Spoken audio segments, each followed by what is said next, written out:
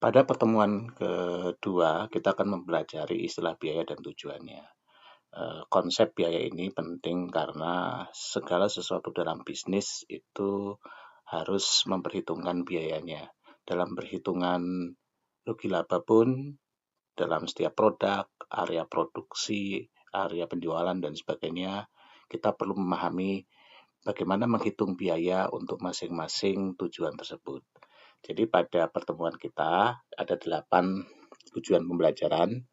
Yang pertama adalah menentukan dan mengilustrasikan yang disebut objek biaya atau cost object.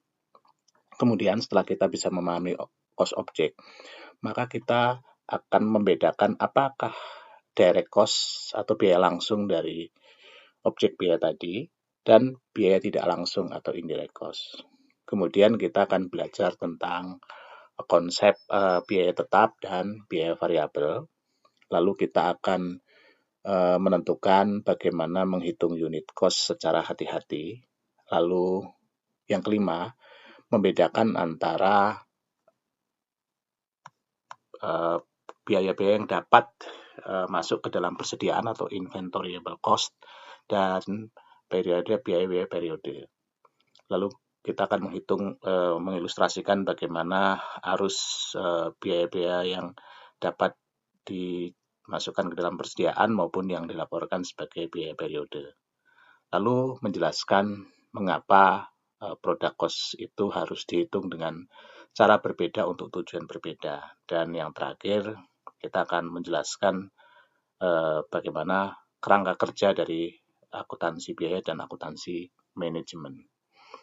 Dalam buku ini ada satu ilustrasi di mana suatu perusahaan itu bangkrut karena tingginya fixed cost yang dihadapi. Jadi fixed cost atau biaya tetap itu di satu sisi memberikan manfaat karena bisa menciptakan leverage yang besar, tapi di sisi lain ketika penjualan turun begitu drastis, maka laba pun akan turun begitu cepat, bahkan perusahaan akan mengalami rugi besar.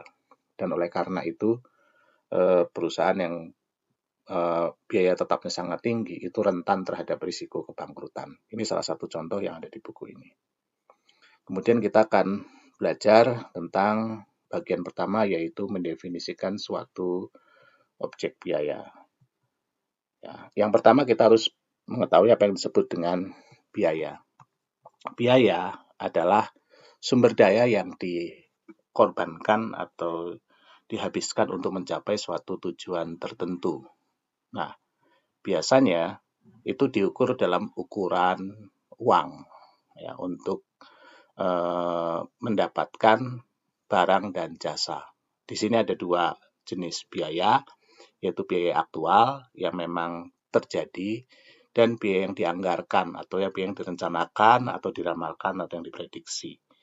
Nah, biaya ini tidak akan punya arti apabila kita tidak kaitkan dengan suatu hal tertentu. Hal tertentu tadi disebut objek biaya.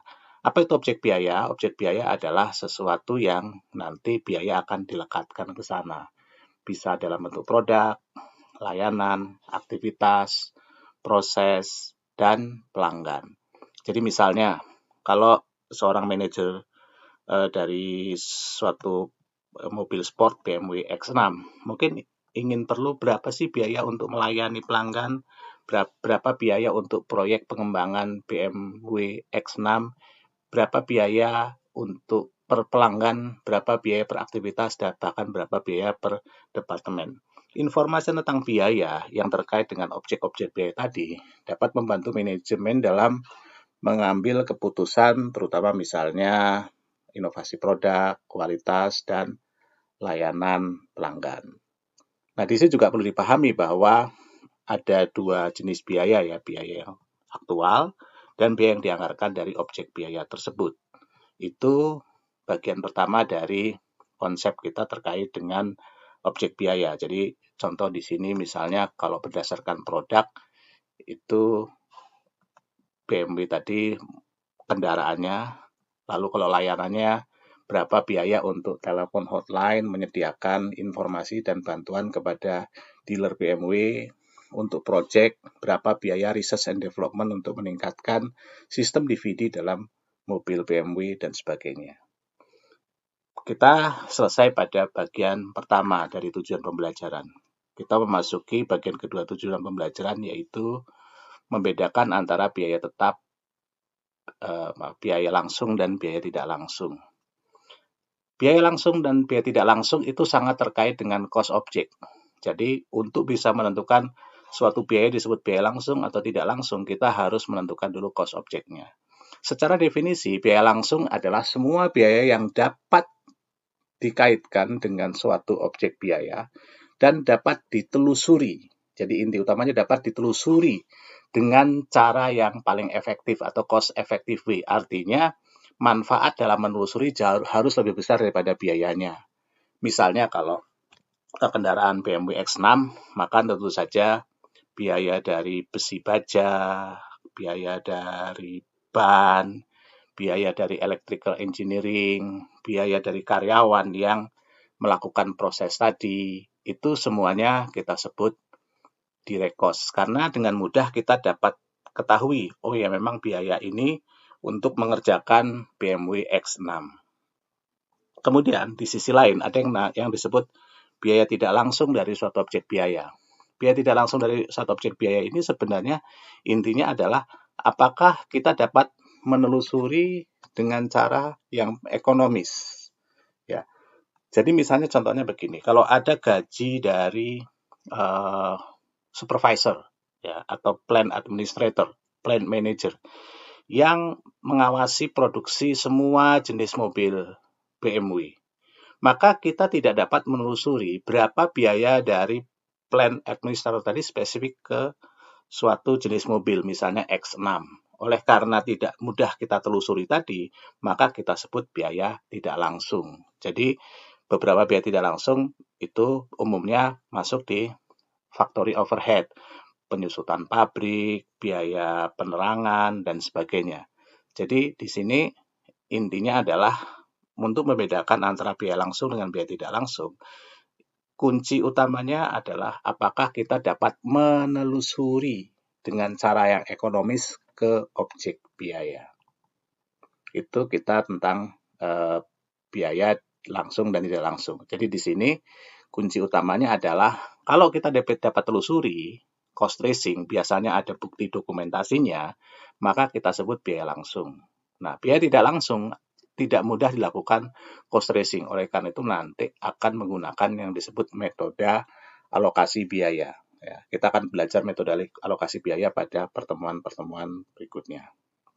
Nah, dalam mengalokasikan biaya ini tentu saja tidak mudah karena kita harus mengalokasikan dengan akurat. Kalau tidak, kalau kita salah mengalokasikan, bisa jadi satu produk mendapatkan alokasi yang lebih besar, padahal seharusnya lebih kecil, sehingga produk tadi jadi kelihatan merugikan. Sementara produk lain yang seharusnya mendapatkan alokasi lebih besar, ternyata mendapatkan alokasi yang kecil, sehingga kelihatannya cost-nya rendah dan profitability-nya lebih tinggi. Kemudian kita fokus pada produk tadi yang kelihatannya profitnya tinggi karena salah alokasi, dan kita menjual banyak, tetapi kemudian ternyata kok perusahaan tetap rugi terus karena terjadi salah alokasi. Begitu kita memproduksi barang yang seharusnya kosnya lebih mahal, tapi kita jual dengan harga murah, akibatnya kita akan mengalami kerugian. Nah, di sini dalam mengalokasikan ini memang diupayakan dicari pendekatan yang dapat paling rasional gitu. Misalnya kalau penyusutan pabrik itu menggunakan luas lantai. Kemudian juga biaya sewa, kalau ada sewa dari suatu gedung dan sebagainya juga biasanya dialokasikan berdasarkan luas lantai. Ada beberapa mungkin misalnya supervisor pabrik atau plant administrator itu dialokasikan berdasarkan jumlah pegawai yang mengerjakan setiap model atau jenis produk karena dianggap semakin banyak mempekerjakan pegawai, maka semakin memerlukan kebutuhan plant administrator. Ada beberapa faktor yang menentukan alokasi biaya langsung dan tidak langsung. Apakah kita perlu menelusuri sehingga menjadi biaya langsung atau kita karena terlalu tidak ekonomis kita lakukan langsung dalam bentuk alokasi. Yang pertama adalah materialitas dari biaya tadi. Jadi kalau komponen biayanya itu merupakan bagian yang besar dari suatu produk, maka tentu saja lebih layak untuk ditelusuri, kemudian kita dapat menyatakan sebagai direct cost. Contoh misalnya, packaging dari suatu produk yang mahal, produk televisi, karton dan sebagainya, mungkin tidak begitu bernilai dibandingkan total produk.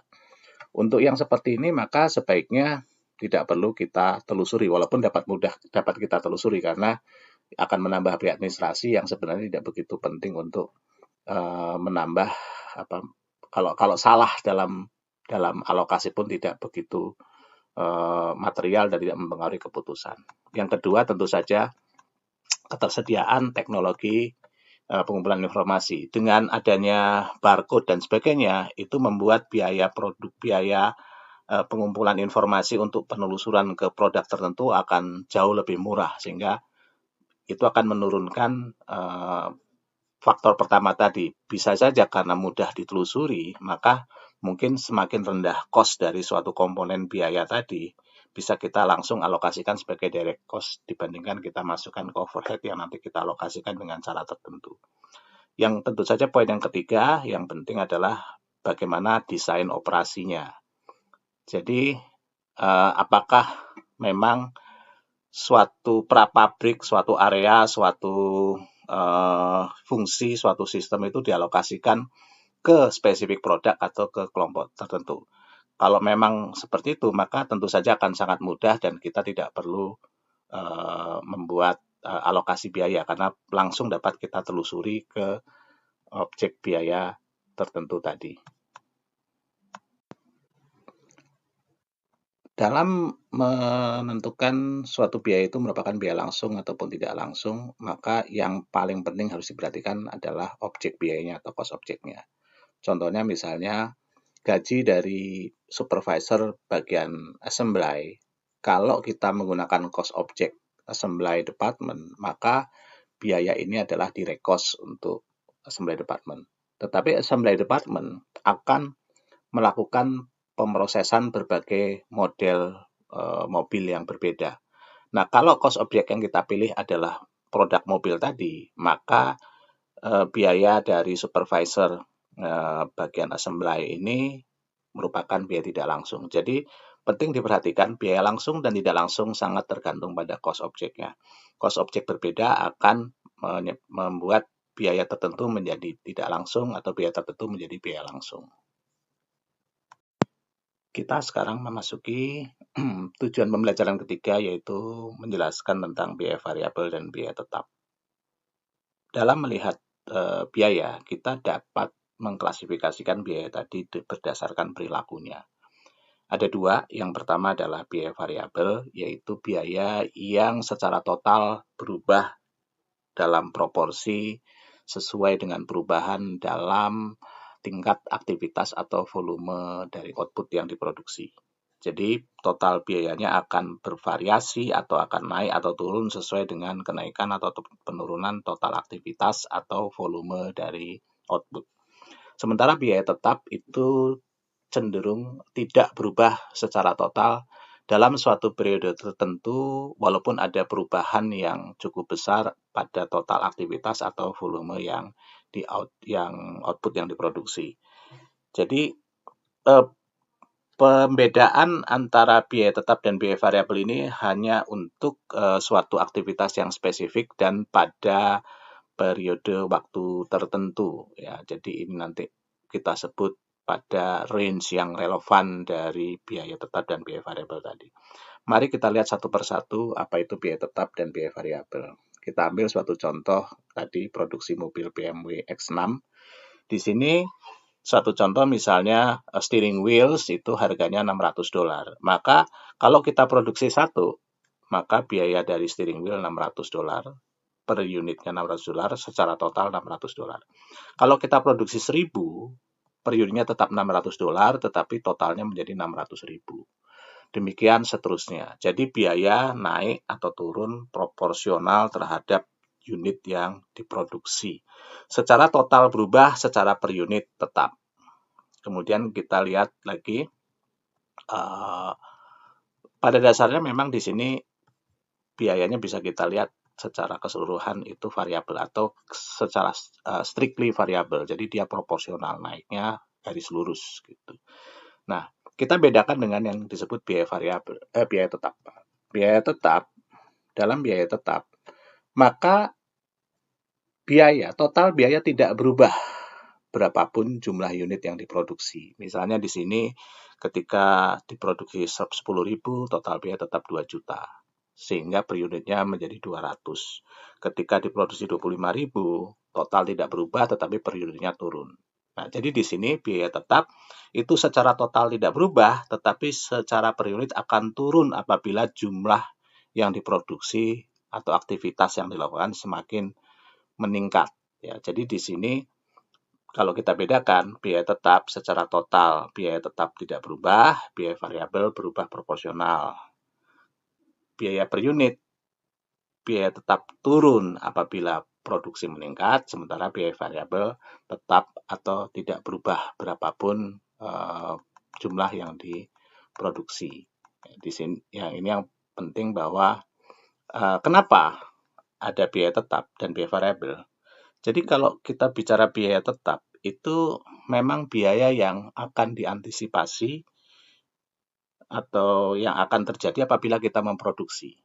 Nah, sementara kalau kita bicara biaya tetap, itu biaya yang harus kita keluarkan apapun yang terjadi sebelum kita memproduksi. Jadi penting membedakan kedua hal ini. Yang satu memang istilahnya memang harus kita sediakan, sering kita katakan biaya kapasitas, berapapun yang kita lakukan, kita harus menginvestasikan, sementara yang satu hanya kita keluarkan apabila memang ada produksi tambahan terkait dengan biaya, dengan produk yang kita jual atau produk yang kita produksi. Tetapi juga jangan selalu mengatakan bahwa setiap produk itu selalu variabel atau fix. Harus kita lihat situasinya. Misalnya biaya upah. Biaya upah itu akan dipandang variabel apabila pegawai itu dibayar per unit. Ya, dengan asumsi kita mengukur variabel berdasarkan unit yang diproduksi. Tetapi bisa juga biaya upah itu tidak variabel. Misalnya kalau ternyata diketahui bahwa berapapun yang diproduksi pegawai akan dibayar dengan jumlah tetap.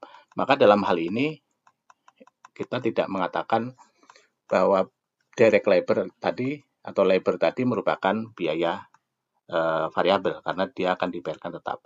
Jadi misalnya di beberapa negara seperti di Jepang, apapun yang terjadi ada kepastian kerja dan sebagainya, walaupun ekonomi naik atau turun. Nah, dalam hal ini mungkin biaya variabel tidak tepat biaya upah tidak tepat kalau kita sebut sebagai biaya variabel. Beberapa biaya memiliki komponen yang tetap dan variabel. Contohnya misalnya kalau biaya langganan listrik. Ada komponen yang disebut biaya abonemen, itu fix. Ada komponen yang variabel berdasarkan jumlah kilowatt yang kita gunakan. Jadi dengan klasifikasi ketiga ini, maka kita kalau melihat perilaku biaya, ada 3 jenis biaya, yaitu biaya tetap, biaya variabel, dan biaya semi variabel atau mix.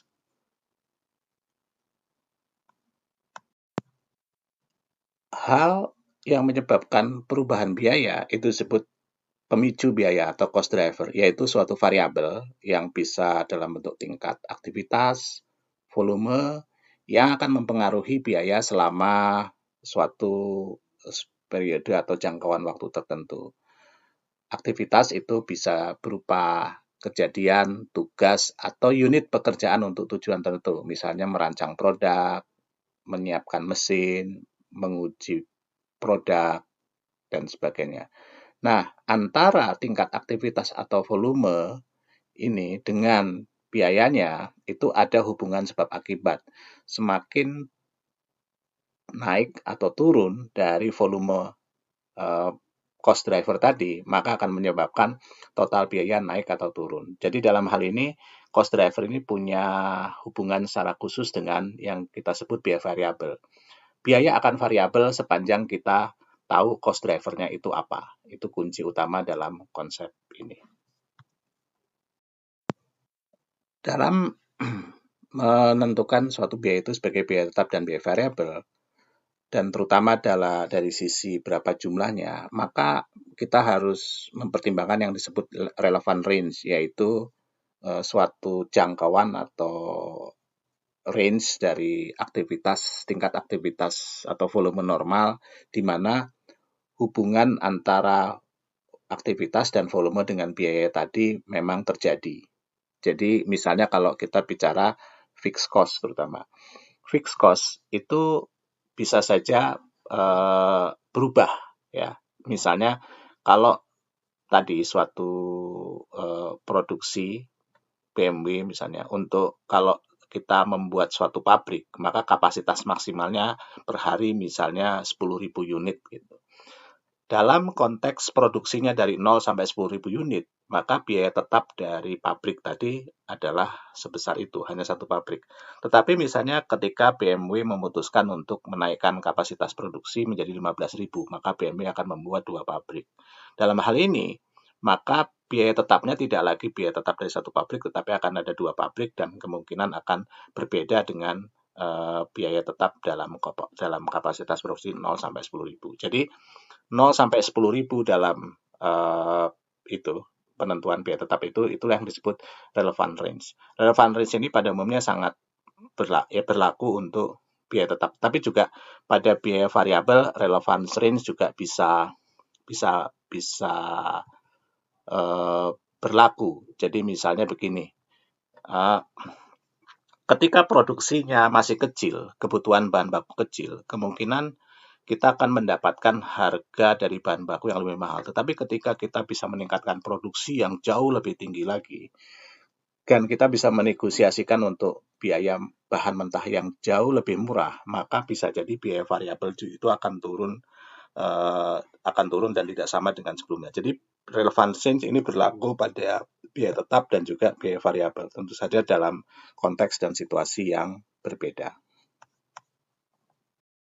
Nah, apabila kita gabungkan kedua konsep tadi, yaitu konsep pola perilaku biaya dan konsep dari bagaimana menerapkan biaya ke cost object, maka kita mendapatkan 4 kuadran, di mana ada biaya langsung yang variabel, ya. Ini contohnya, lalu biaya langsung yang tetap, ini contohnya, lalu biaya tidak langsung yang variabel, ini contohnya, dan biaya tidak langsung yang sifatnya tetap. Jadi sebagai mahasiswa kalian mesti paham bagaimana nanti menentukan apakah suatu biaya tadi biaya langsung, tidak langsung, tetap, variabel, atau kombinasi dari kedua konsep ini.